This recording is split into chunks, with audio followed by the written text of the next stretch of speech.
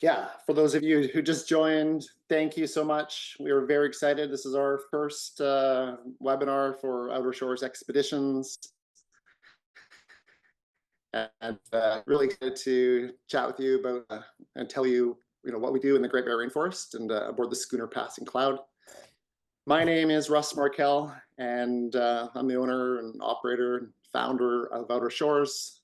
And yeah, I have the honor and privilege of having hosted many of you on board the Passing Cloud previously. So again, it's so great to see so many familiar friends and faces. And to those of you who are new to Outer Shores Expeditions and this webinar coming to check us out, thank you so much for your interests. We, really happy to have you join us and come have the opportunity to share with you, what we do. So. Can everyone hear me okay? Can you show me a thumbs up? Volume is okay? Thumbs up. Yeah, awesome. Thank you so much. All right, here we go. I'm sure there'll be some technical glitches here, but just to give you a kind of an overview of what I'm going to talk about for the next while, I'm going to start with a territorial acknowledgement for the traditional territories that we operate in. I'm going to share a little bit about the history and kind of the nature of Passing Cloud and Outer Shores, but I'm not going to spend too much time on that right today. I mostly want to give you a sense for what is the Great Barrier Rainforest. And, I'll tell you now, it's just this spectacular, huge place, a lot of diversity, and give you a sense for what we do there, what we see. And in particular, we operate in the Great Barrier in spring and in the autumn. And two very different times of years, and we get a lot of questions from our guests about why would I come in the spring versus the fall or autumn, and there's some really good reasons why. So I'm going to spend quite a bit of time to understand those different seasons in the Great Barrier. Of course, I'm going to chat a little bit about spirit bears and how rare they are, and they are the iconic, charismatic, emblematic icon of the Great Barrier Rainforest, and so I will speak to those for sure. And then I'm going to help you if you're thinking about coming to the Great Barrier, or you're already signed up to come this year, but helping you prepare for your expedition. And big questions: what are we going to wear? What do we need to bring? So. And of course, I won't be able to cover everything, so that's why we're going to have a question and answer session. And please throw your questions at me, and we'll do as best we can. And if we can't get to them all during the Q&A, we'll try to follow up with an email follow-up, and then with some closing remarks. So yeah, I see people are still pouring in, and it's great. We are overwhelmed by the turnout. So thank you again, everyone. Okay, here we go. So, there we go. So I'd like to start by acknowledging that throughout the BC coast, for all of our expeditions, we are operating in the traditional territories and the unceded lands of many, many First Nations who have occupied and lived here since time immemorial. And I'm showing you a screenshot of this amazing interactive website that, if you haven't seen, you should really check it out. It's called Native Land Digital. You can zoom in and to any area on the globe, really, but especially the Americas, and it'll actually show the boundaries and the overlapping shared boundaries of First Nations traditories. And you can actually zoom in further and get information about each individual contact information and so on for all those nations. So I encourage you to spend some time here. It's really, really an incredible place to visit. So go on here, click. The traditional territories and First Nations that we operate our Great Barrier Rainforest expeditions in are primarily in the territories of the Gitgat, the Kitasoo-Hehes, and the Heiltsuk First Nations. And you might be able to see my cursor, but it's this area right up here, and you can't quite see it under all the layers, but between Gitgat and the Simshen areas, and Helsinki, and further to the north. But this is Princess Royal Island, and I'm going to show you a map here shortly. But we've had the honor of working with these nations since I began Outer Shores in 2012, and other tour operators kind of forged these relationships in the early 2000s. But we have tourism protocol agreements with all the nations that we operate and work with. And we work on a number of conservation stewardship initiatives. Part of your expedition fees go directly into these communities and to support conservation stewardship in these areas. And before I get much further along, I want to just acknowledge and share with you that I'm going to show you some amazing photography for the next little while here. And I just want to give a big shout out to particularly the professional photographers that we've worked closely with. James Thompson Photography. He's been with us since the beginning, and he's just contributed enormously to Outer Shores, to our website and everything we do. So huge thank you to James. I'll give you his website here in a second. Down left is Owen Perry of circa 1983. And similarly, Owen's done our branding, our website, and a lot of our photography as well. And then Christine Kofsky and Devin Carr of Convergence Studio. They joined us recently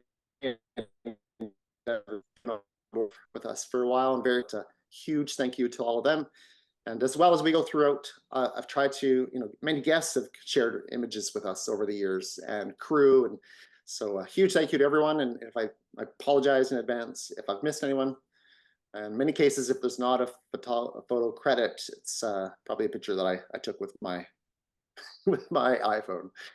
So thanks, photographers. So the nature of Outer Shores. I'll try to keep this short, but in a nutshell, I started Outer Shores. I have a marine science background. I finished my doctorate in zoology in 2011, and then I launched into establishing Outer Shores Expeditions. We're a very small company, owner operated. It's me and supported by my wife Rebecca, and so we bring our science and biology backgrounds to this, and yeah, just science communication and passion for natural history, and really believe a lot in the power of helping people experience and get to these places themselves. So we've been proudly carbon neutral since 2013, right after we started, and it's a little bit about that.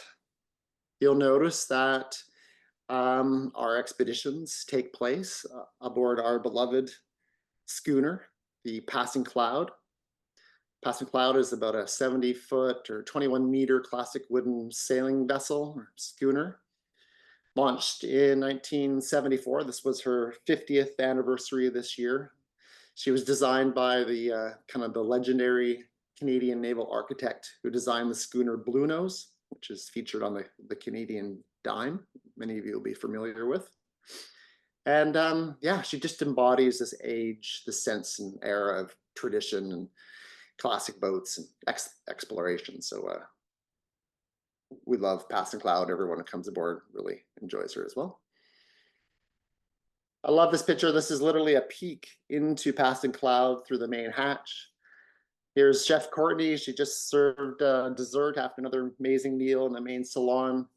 And you gotta kind of get a sense for the interior.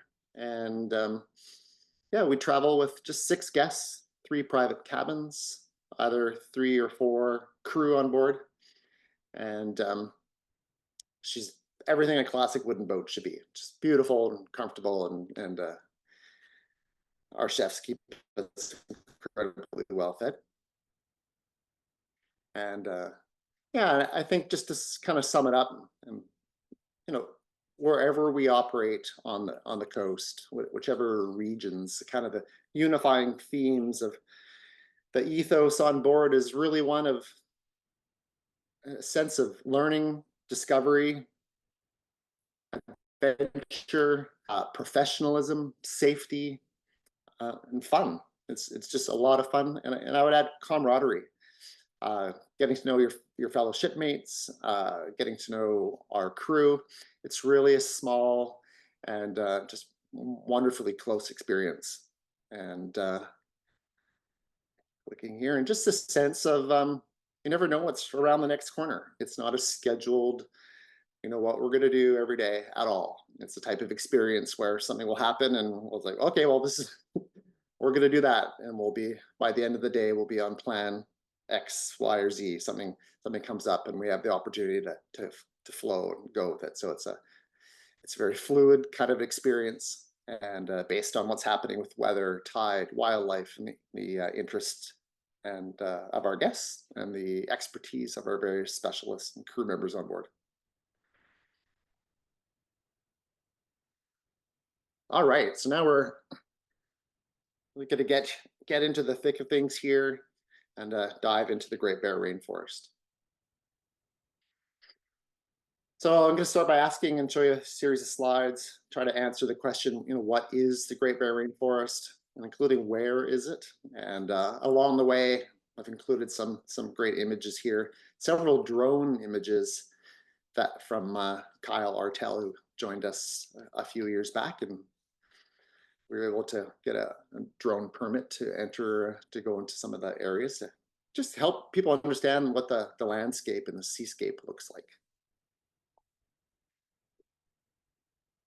So this is just a screenshot from Google Earth to give you a sense. So way down in the bottom right corner of your screen is Vancouver and the southern tip of Vancouver Island. And if you're to travel about 500 or 600 kilometers up to the northwest, you come to this area here that I've highlighted: Bella Bella, Klemtu, Hartley Bay. So the Great Bear Rainforest overall extends from down here, northern Vancouver Island, around Port Hardy and Port McNeill, into the Coast Mountain Range, all the way north up to the BC-Alaska border, and actually swings out and includes and captures the Haida Gwaii archipelago out here. And if we zoom in a little bit more, I'll just emphasize that this is a really remote area. It's accessible only by boat or plane, or I guess kayak, or if you're really ambitious, but you can't drive here. There's no way to drive here. And when we are out aboard Passing Cloud, we'll go days without seeing any habitation, any other vessels. You really are one of the most remote spots in the BC coast and the whole Northwest coast overall. And I'm going to come back to just mentioning that our guests fly in and out of Bella Bella from Vancouver. And I think I've got one more slide here. There we go. And this really is the core range of where we operate in the Great Bear. So, and in the middle of it is this large island. It's called Princess Royal Island. It's actually the 4th largest island in British Columbia. And for some unknown reason, this is the core range of, or the ecotone of the Spear Bear. So we'll chat a little bit about that a bit later, but if you're going to see one, the chances are you'll see it somewhere around Princess Royal Island and potentially just slightly to the north. But that's our core operating range. And continuing on with what is the Great Bear Rainforest, I really want to make clear that it's the home to the First Nation communities who have lived here, certainly for at least the last 15,000 years. There's a site just south of Bella Bella where about 5 years ago, archaeologists uncovered at modest sea level an ancient fire pit. And around that fire pit were the footsteps of a family, 2 adults and 3 children, and around a fire hearth. And that site, those footprints were aged at being 13,700 years old. It's really, really amazing to think about just this deep, deep history of human occupation in this area. So we really honor that, and every opportunity we have to learn more about it, we do. So that's certainly an important component of our expeditions in this region. This is the big house in the Kitasoo-Hayes community of Klemtu, and taken by James Thompson, and just has this spectacular painting on the front that shows the key crests of this community.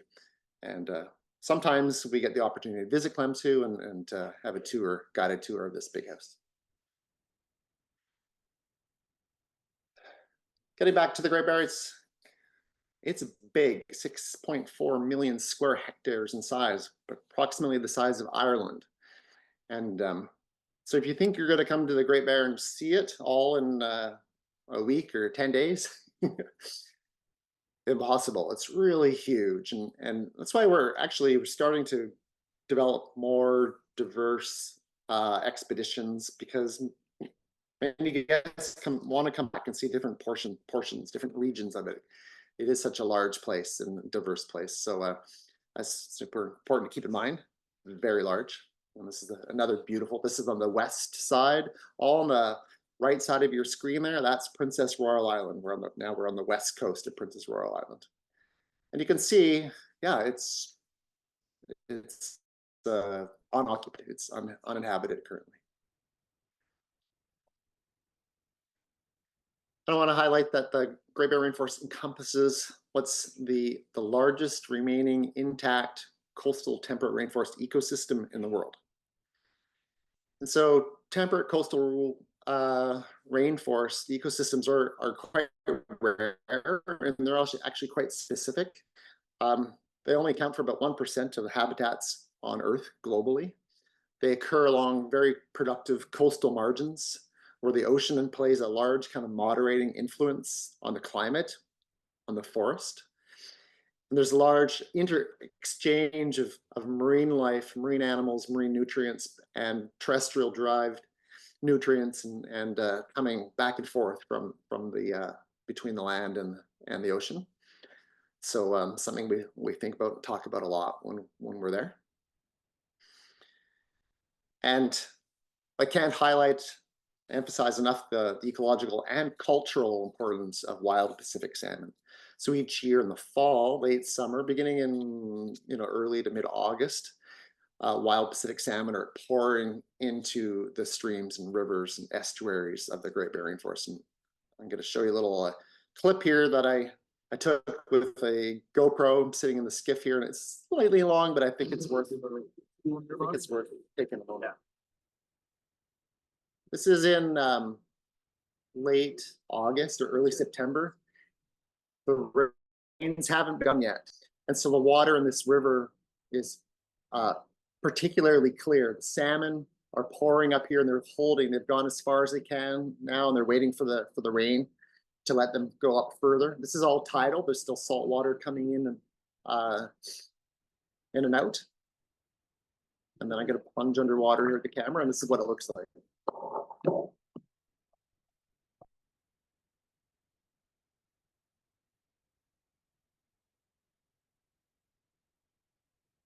So there's primarily two species here.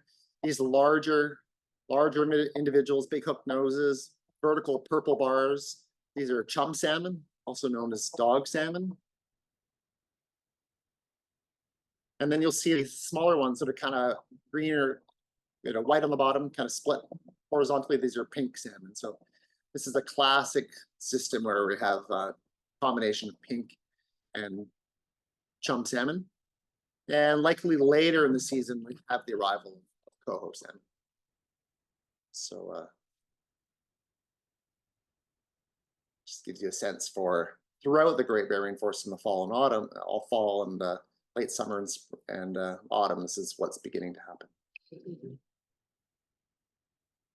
Should let me go forward here. There we go. And then the Great Barrier Rainforest, like, how is it protected? Well, it's protected through what I would describe as a mosaic of provincial parks and conservancies. and what are called IPAs, Indigenous Protected Areas. I'll show you something else in a second, and I'll also share that very soon in the next 2 years, there's going to be a federal layer of protection added to the marine portion of what's known as the Great Bear Sea. This is going to be a national marine protected or a national marine conservation area reserve, which is very exciting. And without spending too much time on this, I'll just kind of orient you here on the left, Vancouver Island, the southern reaches of the Great Bear in this dotted line. And you can see the different types and zones within the Great Bear. And in this map on the left is showing areas that have been either logged or second growth, where the remaining ancient forests are, areas that are now fully protected from logging, and where logging is permitted to occur in the future, it'll have to follow principles of ecosystem-based management. And then over here on the right, just a little bit clearer, showing how some areas have different levels of protection throughout, allowing logging and some other economic activities. And and when the Great Bear Rainforest Agreement was being hashed out and negotiated, beginning in the late 1900s, like through until its signing in February of 2016, this idea of a conservation-based economy. How can we develop economies in an area at the same time as protecting them? And this is the model that they've come up with. And then I'll highlight again that, not surprisingly, it's protecting this a very wide range of, thanks to its size, a wide range of species and habitats and ecosystems, biodiversity, and productivity. It's an amazing drone image shot of zoomed way in. Owen Perry took this a few years ago in the Great Bear Sea of 3 humpback whales. And I think I go on to the next slide here. I always like to really emphasize that our tours in the Great Bear Rainforest are Great Bear Rainforest tours and all that it encompasses. So it's, while we love seeing bears, and we're going to talk a lot about bears today, it really is like there is so much more to see here than bears. Recovering sea otter populations, picture from James Thompson, thank you. River otters, humpback whales, fin whales, orcas, porpoises, dolphins, seals, sea lions, eagles, all the seabirds, sea ducks, migrating birds. It's really, an amazing area. So I always like to point that out. And there you see in that top left corner, it's a distant shot of a coastal wolf, also known as sea wolves. And they're extremely less rare, but very elusive. But we do get to see these very marine adapted wolves that specialize on, on coastal resources, including consuming salmon, scavenging seals and whale carcasses, eating seabirds, all sorts of things. So, we do get to bump into sea wolves occasionally.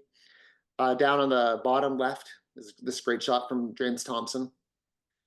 If you've never encountered bobblenet humpback whale bobblenet feeding, it's spectacular, and we could do a whole talk about bobblenet whale feeding, but we do get to see this particularly in the fall. That is sort of a August, September, early October kind of thing. And great picture here by one of our guests, Mike Frith. Thank you, Mike. And of this bald eagle, it's just iconic.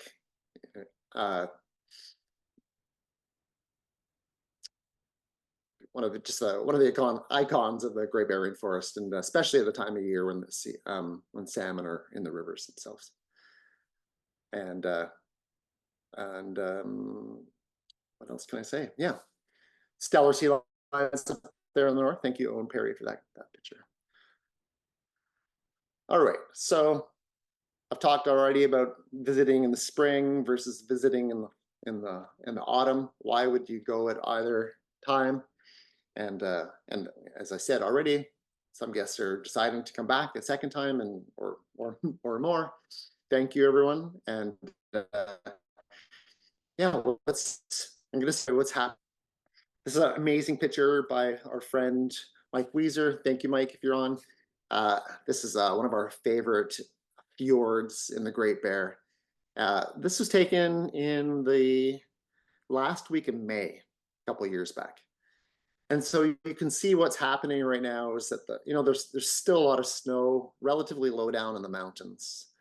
That snow melt has begun. It's starting to cascade down into the estuaries and river systems around us. And we get these amazing waterfalls throughout. And this reminds me of being in a place called Cascade Inlet with Rick Verbeek, who's on board there. And just the place was just alive, just unbelievable waterfalls throughout. So aptly named. So, but this is one of our favorite waterfalls to visit in the spring.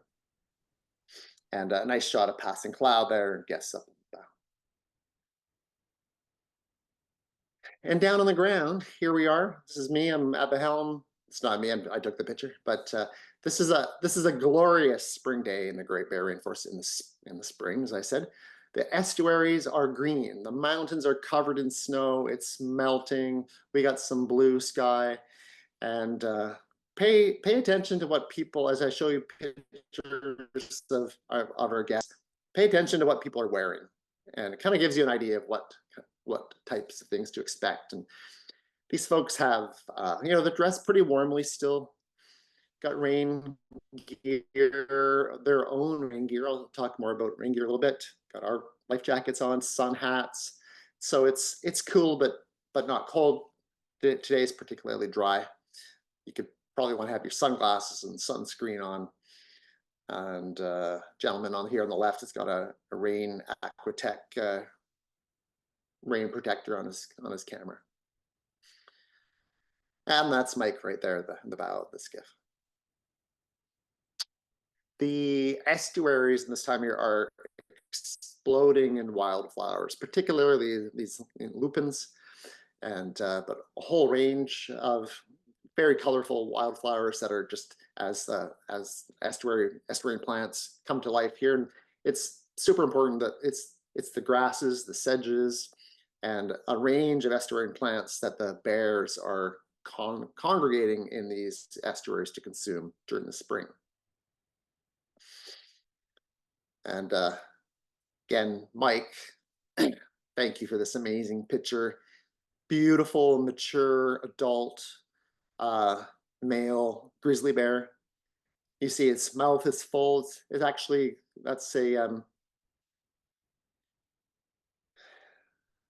gonna gap because I'm under pressure here, but a plant called Pathfinder that it's grazing. They're grazing. They're like cattle in some cases, grasses and all these plants. So this is one of the most beautiful adult grizzly bears that I'd ever seen.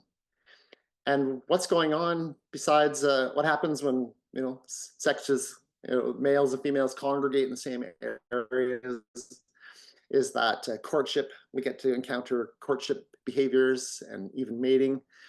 And we watched this young couple for the better part on and off for over 2 days, and between expeditions over into they were there for more than a week, and they play and roughhouse and tumble and get to know each other. And yeah, this big guy got so tired after being in this warm sunny day, he actually laid down in the river for a while with only his head out of the water and had a nap.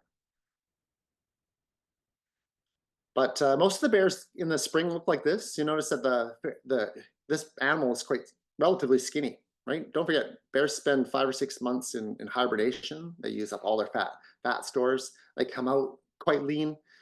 As it's getting warmer, they're molting their coats, and so they're kind of short-haired and kind of patchy right now. This is probably a subadult male.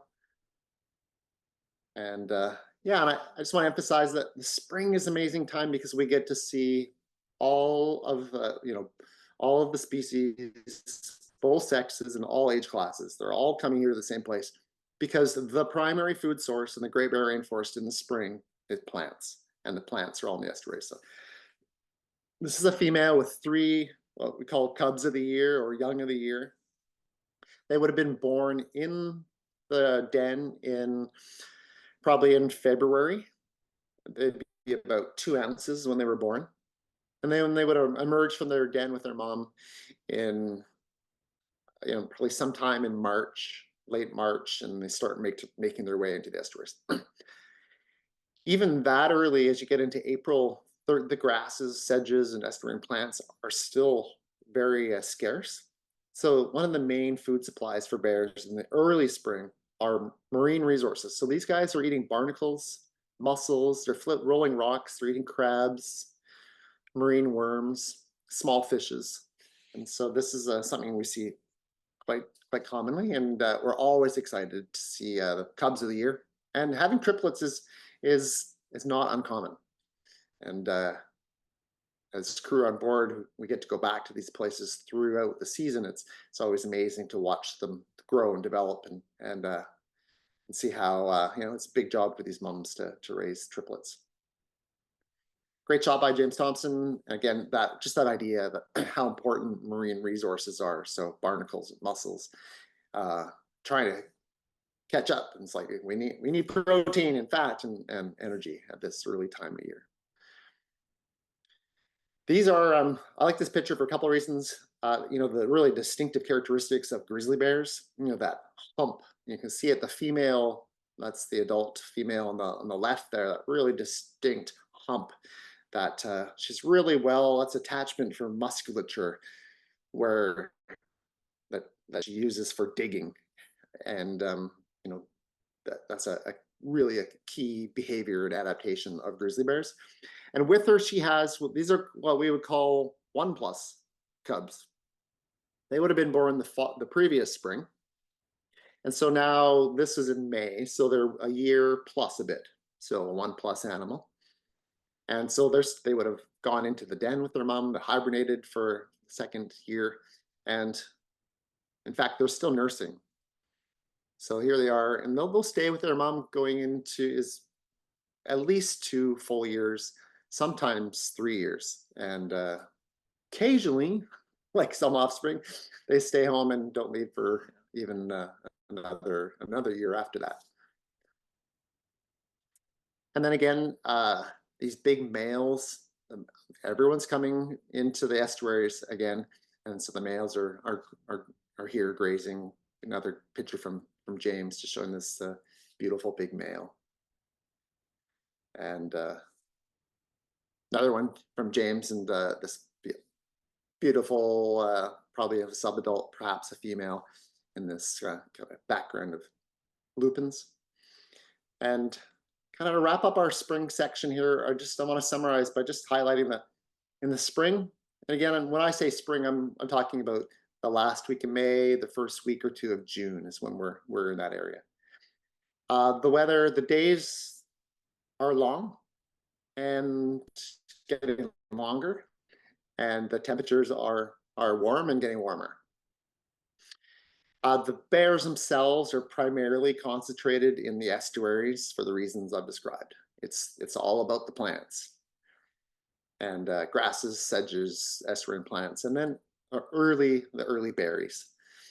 And as the kind of season progresses and the diet changes, as soon as berries become available, salmon berries, huckleberries, for example, and then later salal berries, they switch to berries as quickly as possible so that they can, there's just so much more sugars, carbohydrates wrapped up in berries, and it's way more easily digestible.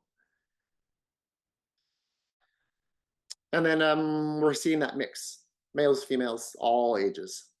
And I'll say more about how this changes in the fall, but grazing, digging, courtship, mating, nursing, play, we get to see everything in the spring. Okay, and I appreciate that some people are still joining us. Thank you. If you're joining late, welcome. I really appreciate that you're here, and yeah, we'll have some questions afterwards, and thanks again. So, all right, we're gonna move into I'm gonna show you this picture. I'll finish this. 2 anecdotes quick. Got ahead of myself. Just a short video here to show you again this grazing behavior. I'm zoomed in here. We got engine off. We're drifting by in the Zodiac. It is raining. Of course, it rains in the spring as well. And turns out there's actually 3 young bears here grazing away, completely oblivious to our presence. They're just trying to get as much calories as they possibly can at this time of year. And then this guy, I'll see if I can stop it as it goes, but this is a big adult male who it turns out has been around for quite a while. He's probably in his early 20s now. Watch as he walks away.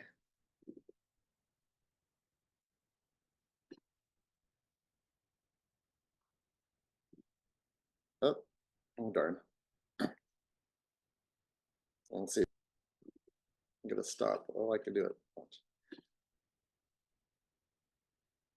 Oh, okay. Well, it's not gonna let me do it. But you notice there's a huge flap of skin. It's a big scar. And I learned from one of the other tour operators that about 10 years prior, they had observed this bear in a huge fight with another male. And he had a huge flap of tissue, muscle torn off of his buttocks, for lack of a better word. And they actually didn't think that this bear would survive. It was such a nasty wound. But here it is, a decade later, it's all healed up. And kind of locally, he's known as Flapper because flaps as he walks. And we actually watched this bear swim, appear, we figured close to 2 miles in under an hour, and showed up in a whole other section of the estuary and surprised everyone. So one of the great things about going to places, the same places over and over, is you kind of get to know some of the local characters. And we didn't see Flapper this year, but he may well show up next year.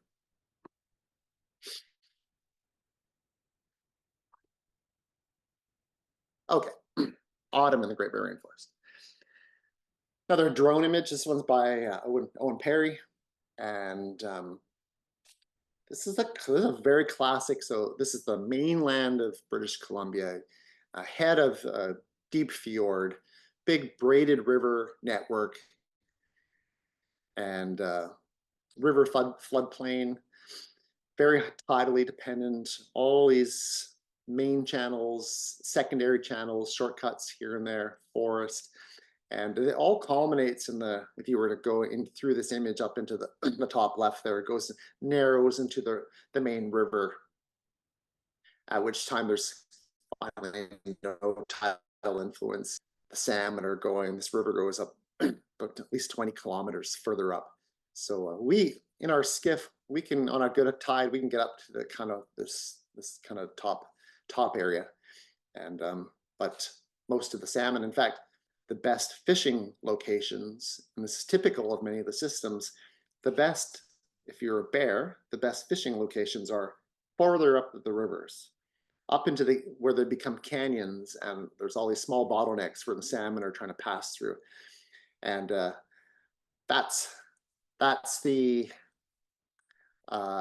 are the prime fishing locations. So those are places we just can't get to in the skiff. So that's why in the autumn, the dynamics of bears that we are seeing in these systems, it changes because the males are they're competing for access to the best fishing spots. So I'm going to show you a bunch more pictures here, but that's why I'll just, spoiler alert, in the autumn, we tend to see more females with cubs and subadults down in these lower reaches of the estuaries. Yeah, again, people are still joining. Thank you so much for jumping on with us. Okay. And put this talk together just in the last few days. This picture taken by Olivia Kuckerman, who was on board with us, just a guest with us back in October. You can see now that compared to the spring, the whole colors have changed. This bear has put on a lot of weight over the spring, summer, and fall, and these beautiful fall colors coming out. And it's raining. I'll say more about that.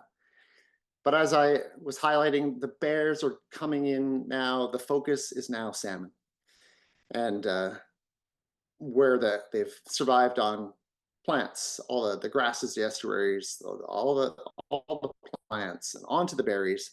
If you're a coastal bear, the huge nutritional or energetic bonanza is salmon. And keep in mind that not all bears are coastal bears, and a lot of interior bears that don't have access to salmon. So it's a very different ecology as a result. So the bears are spending a lot of time in creeks and rivers. This is just a close up of a happy bear, big happy bear that's just gorging itself on a, can't quite tell which, I'd guess a pink salmon, but consuming salmon here. And again, this looking healthy, big fur coat. Where this is October, it's going into hibernation in the next month or so. And Olivia also took this picture in the this past fall, and there's an ecological term called hyperphagia, and this is what the bears are shooting for. This idea that they're packing on, hyper meaning more, and aphasia is hunger or consumption. They are just the goal is for the life history of bears is to put on as much weight as you possibly can through whatever nutritional food source, so that you can then go into hibernation and live off of those fat stores for the next 4, 5, 6 months. And I would say that this bear is doing a great job of that. You can see it's literally dragging its belly on the ground. So pretty hilarious to watch. And again, it's hyperphagia. And this is another amazing James Thompson photography photo. Thank you, James. And this was took several years ago. This is one of the mums that we've got to know in one of the estuaries, and she had triplets. And these 3 young bears that were just phenomenal. And we've been able to see these guys, or gals, not sure which, grow up in that estuary. And over the past several years, I think this is way back in 2016. And you can still, we pull out his, subsequent pictures in later years and go, oh, that's so-and-so. And you can distinctly see these coloration, you recognize the eyes and these facial patterns. So that's pretty rewarding when we're able to see that over time. This was a pretty cool picture that one of our guides, Franco, took a couple like a year and a half ago, or in 2023. Just highlighting that we get to see some incredible behaviors. This was a pretty unique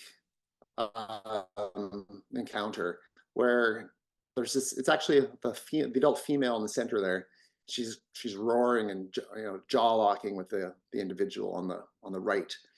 Whereas her 2 cubs are behind her, and they're actually just roughhousing. Like there's nothing strange going on. They're not nervous at all. And we really think that what was happening here, we saw them that year as well as this year. These were probably, those were her recent cubs, probably 3-year-olds. But we think this is probably also an offspring, probably a subadult male that was, and it was really doesn't want to leave his mom. So she was chasing him off. It was never aggressive or violent. She was just always like trying to chase that bear away, and kind of one of the few things that would kind of explain that behavior. Bears tend to swim a lot. They love the water. They cross rivers all the time. Franco took this one last summer, and these 2 bears roughhousing, kind of pulling, pushing, dunking each other. And it's a lot of fun. And one of our guests, Robin, took this one with bear crossing and passing cloud in the background.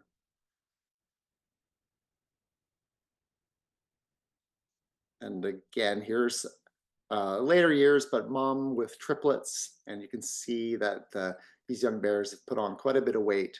These are 1+ bears. They weren't born this year; they were the year before, but everyone's looking healthy as they approach the end of the season, going into hibernation.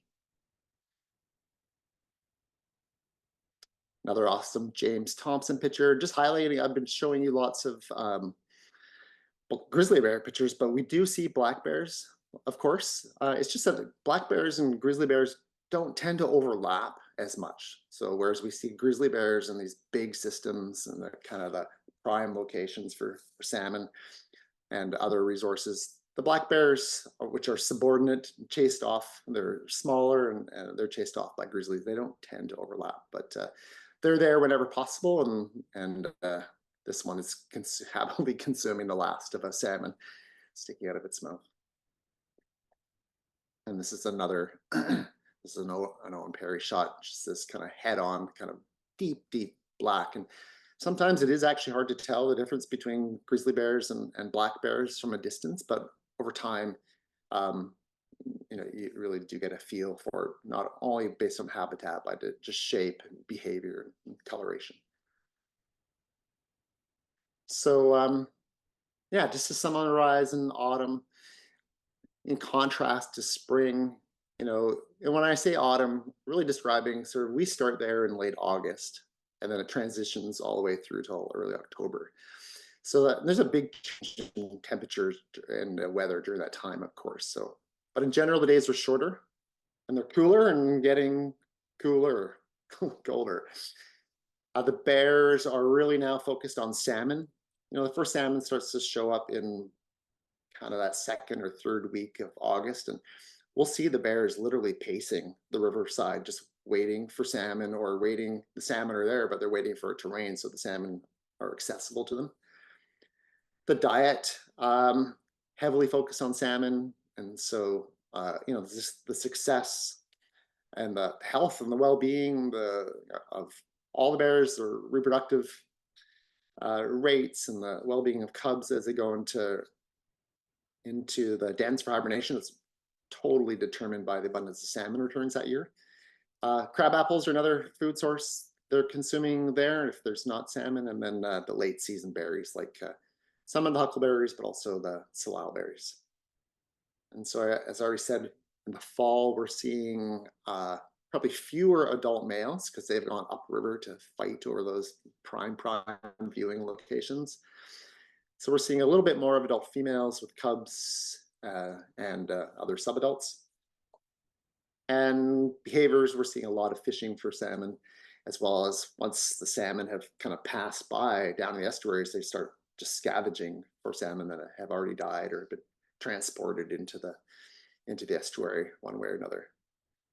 And it's another great picture from James, and just really they show that beautiful kind of grizzled and light coloration around bears that, in some areas, we see these bears in one particular place that they seem related over time, but that coloration pattern tends to be specific to certain watersheds at least. Okay, spear bears. Not surprisingly, we get a lot of interest and guests asking, are we going to see a spear bear? And in all, in all honesty, I really work hard to let everyone know, we realize that spear bears are these iconic, rare animals that are emblematic of the Great Bear Rainforest, but they are incredibly rare. And so I'll say a little bit more about that, but we ask everyone to please manage your expectations, and I'll explain a little bit why. And thanks to James for this spear bear walking out of the forest here. So they're also known, AKA, as Kermode bears. They're described by a Dr. Kermode in the early 1900s, BC Central Coast. Many people think they're albinos, but they're not. It's a white-coated black bear versus Americanus kermodii. And they simply have a recessive gene for white hair color. And so when they have two copies of that recessive gene, they come out as white. You can have a male that has or rather, you can have a female who is mated with a male that is not homozygous recessive. So as a result, a female can have black cubs or one black cub and one white cub, any combination. So it's kind of classic genetics in that sense. Their core range, I mentioned, I'll come back to, is Princess Royal Island. We don't know exactly why. There's a lot of debate and speculation about why they evolved there, why the gene evolved there, why it's persisted there through time. Is that gene becoming more or less rare in the population? What was the sort of adaptive advantage that being white conveys? There must be some ecological advantage that helps that gene persist in these populations. And but again, there's lots of ideas, but it's not. It's hard to prove evolution. But I want to highlight, and this is done by they are rare, and a recent paper by Christina Service and others in 2020 compiled a whole bunch of work, including running genetic analyses of hair samples that were collected over a regional project. And the genetics point to the fact that there's probably only somewhere between 100 and 300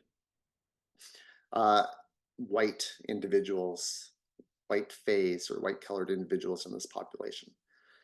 And again, primarily spread out, distributed over Princess Royal Island, and slightly, secondarily to some adjacent areas, but extremely rare. So the thrill of seeing a spear bear is real. It's real, and we try to encourage all our guests to think of it as just as buying a lottery ticket. Chances of winning are low, but sometimes people win.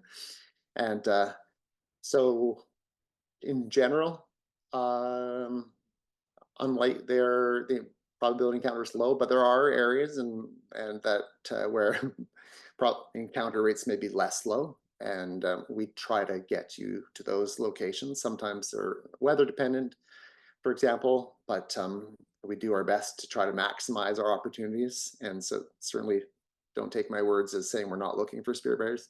We're hoping to see spear bears, and we'll try to up our possibilities. And in fact, we do encounter spear bears each season, one way or another. So take heart. And I think I saw Sherry Welsh join us earlier on the call, and I know you were here. And this happened a couple great years ago, and it might be only a 6-second encounter, but it's still a thrill nonetheless. So just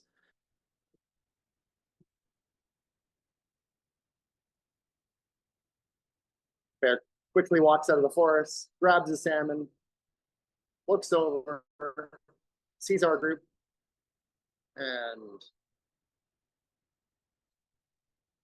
disappears back into the forest to consume that salmon in privacy.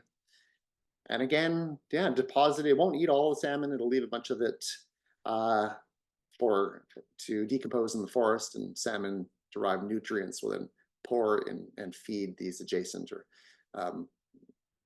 forest ecosystems, which is a whole nother topic. But yeah, that was pretty amazing. And if you're on here, Sherry, I remember seeing you at the airport, and yeah, everyone was on cloud 9, of course. Okay, all right. We're zooming. Oh, Zach is probably fretting because I'm way over time, but preparing for your expedition, say a few things about what to do and how to get here. So all of our expeditions are in and out of Bella Bella. So how do you get to Bella Bella? Primarily Pacific Coastal Airlines. So wherever you come from in the world, come to Vancouver, get on Pacific Coastal Airlines, fly to Bella Bella. You can take a ferry, and there's ways of, and we had actually guests do that this fall who actually took their car to Bella Bella, and then did their expeditions and continued on to Prince Rupert and parts beyond. So that's always an option, or you can walk on, of course. There's some, we use wilderness seaplanes to come in and out of Bella Bella, and they're not scheduled flights, they're all private charters. Most of our guests, but not all, stay there the night before, sometimes after, at Shearwater Resort and Marina, which is now operated by the Helsik First Nation. And I'm going to roll through a few pictures, and again, pay attention to what people are wearing. This is the first week of September. We're having dinner on the aft deck. Uh, there's puffy coats on, there's short sleeves, but it's cool but relatively warm. Beautiful summer-like day in the Great Bear Rainforest in September. And here we are in the skiff. Cameras out, gentleman on his left, short pants even, sun hats, there would be sunglasses, a little bit of bug spray occasionally, but it's really not that bad typically. And now we'll fast forward here to the first week of October last year, and it's cooler. There's more layers. If you can't see anyone, I'm sure there's toques, there's gloves. Our guests, typically, we ask you to bring your rain gear, and then we give you our rain gear to put on top of your rain gear. So if you choose, it's layered to help keep you warm and keep you dry. When it really rains hard, forget the Gore-Tex. It's only rubber that's going to actually keep you dry. And here we are in the skiff heading up the river, and just pointing out all these brown boots. These are also the boots that we provide, extra tough boots.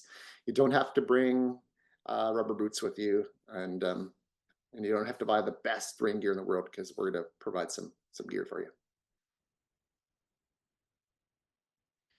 And this was just a month or so ago during the atmospheric river, early October, and it poured rain. And so we were all happy. So all heavy rain geared, waterproof bags. If you got camera gear, you need camera covers. And yeah, so depending on when you come, it's going to vary a little bit whether to expect, but it can be beautiful, or it is a rainforest after all. So we'll help you plan, but we need to plan accordingly. The best thing about when it rains, the wildlife is still there. Bears aren't doing anything much different, really. The salmon love it, and when we're done, we'll go back to Passing Cloud, where she's warm and dry, and Salon stove heats us up, and warm meals and cozy beds and all that stuff. So it won't last long. Amazing. Okay, so I'm sure we have time for questions, and we'll just sit here with this slide or picture from Owen Perry. This is taken out on the outside of the outer islands, the Great Bear Rainforest, and Passing Clouds plunked down there among some of these kind of a whole other region of the Great Bear. So I think Zach will come on now. That's correct. Hi, Zach. So yeah, everybody, you can just, if you do have questions, you can drop them in the chat. If you're looking for where the chat is, you can find access to that on the bottom of your screen there. But we did have a few questions while you were presenting, Russ. The first being just brown bears versus grizzlies. Is there a difference? What's the difference? That was discussion going on during the presentation. Thank you. Yeah, it just depends on where you are. In British Columbia and Canada, we call them grizzly bears. In the US, they're brown bears, and but they're the same bears. All right. One question we get a lot, and is a good one here. Can we accommodate solo travelers? Yes, we can accommodate solo travelers, but it's really important to recognize that we have 3 private cabins for guests aboard Passing Cloud. So 6 berths, 3 cabins, and it just because of our small capacity, it's important that all of our berths are full whenever possible.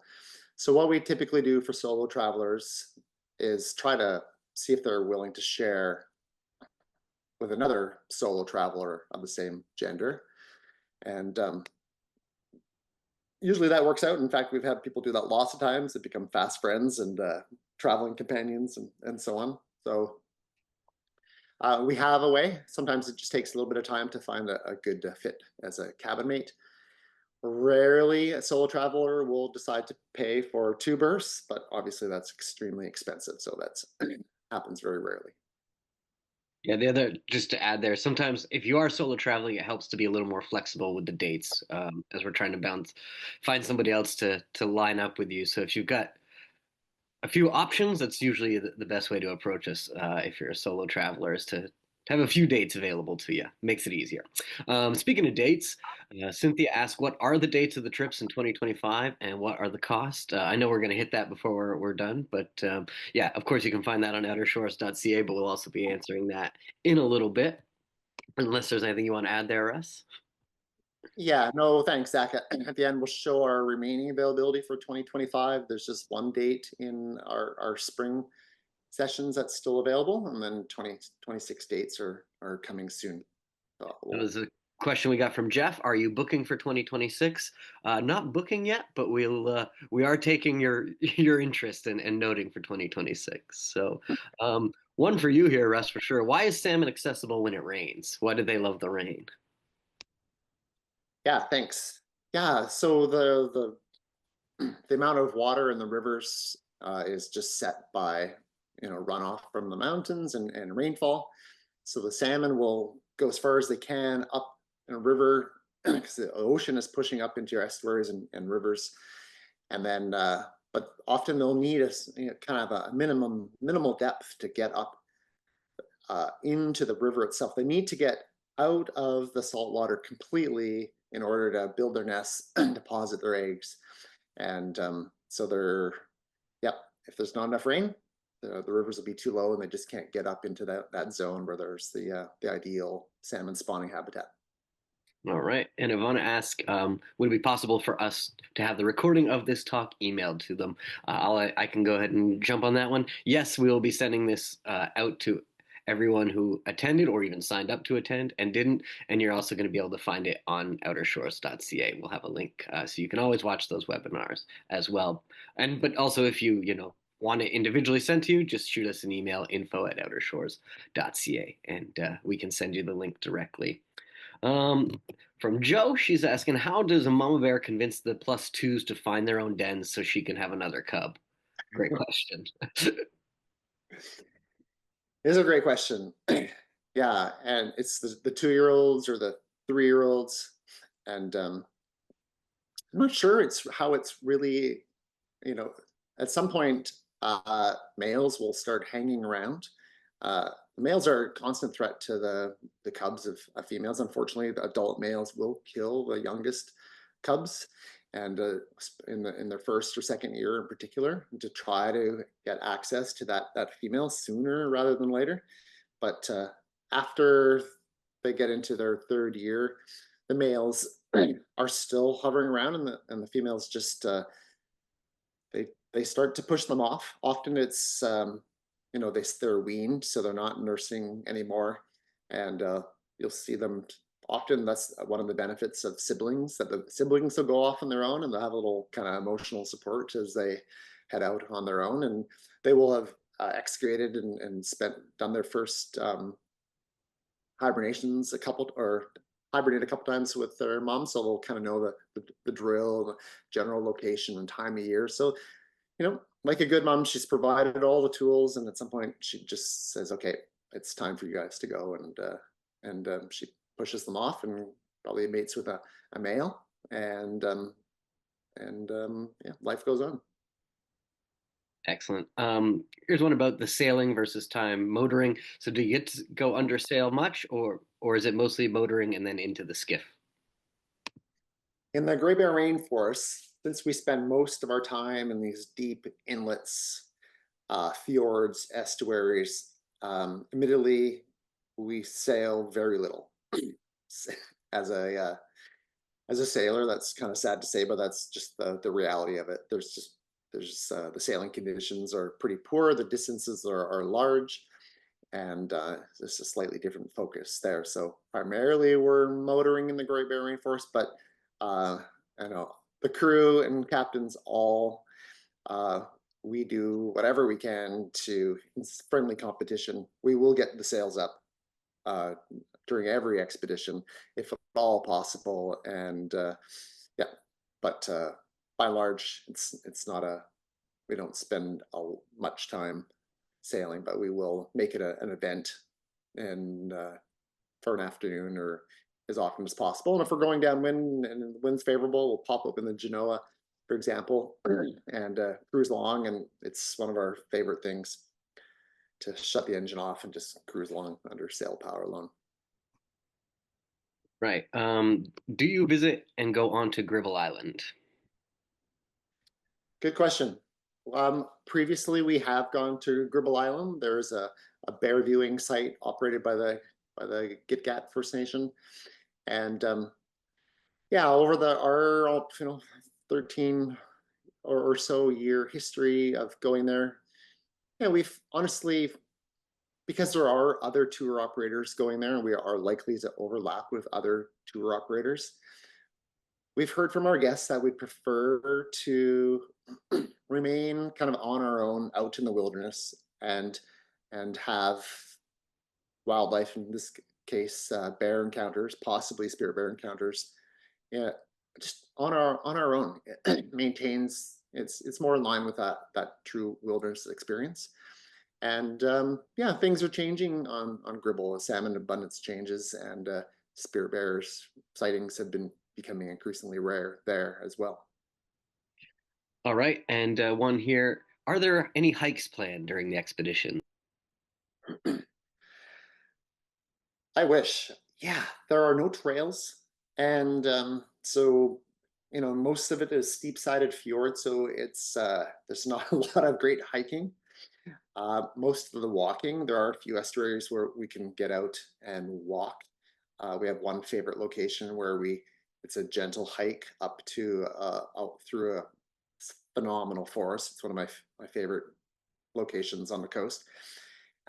Walk up. It takes us about a half hour to slowly walk our way through the forest and get up and sit beside a waterfall and watch salmon jumping in the falls and cross our fingers that we might see a bear.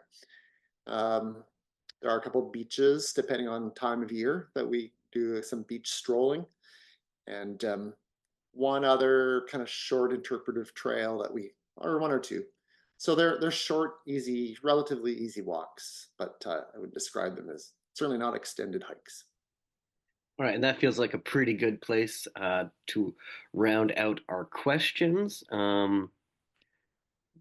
Yeah, we got a few more people just giving shout outs to the amazing chefs and naturalists who are key part of the whole experience. Not a question, but a great comment and definitely accurate.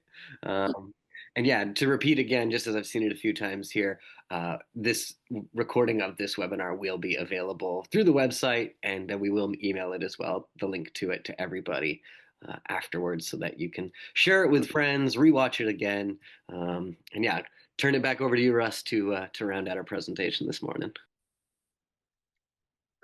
Thanks, Zach. So yeah, to answer that question earlier, for 2025, we only have space remaining on our May 30 to June 6 spring Great Bear Rainforest expedition. So the pricing is, yeah, $69.50 or about $49.50 if you're in the US dollars. And like all of them, this starts and ends in Bella Bella. And yeah, typically we're doing the last week of May, first week of June. Probably no difference in wildlife or weather over the years that we've been doing this. So it's a prime date, and I can tell you that that one will be with Captain Ashley McKinnon, and I will be on the week after that. But there you go. And that's if you want to come to the Great Bear Rainforest this year, give us a call and chat about that one.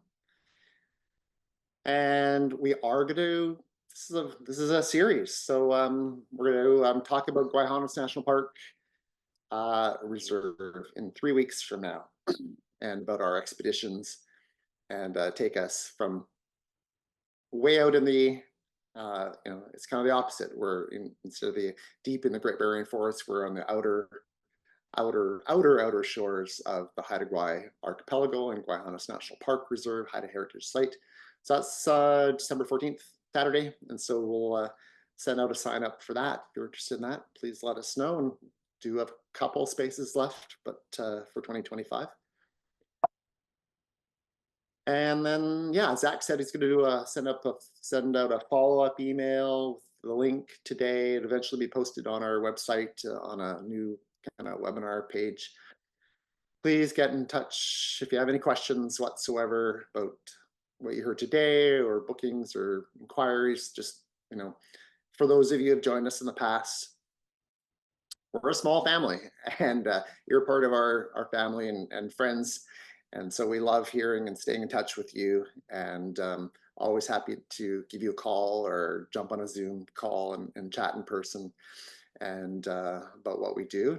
And I always just, tell our new guests joining us that we appreciate you coming. It's, you're kind of taking a leap of faith of jumping on a relatively small vessel and going to a remote chunk on the coast. And will I be comfortable? Will I like the crew? Will I like our shipmates? All that stuff. And um, so it's for if you're joining us or think about joining us for the first time, thank you.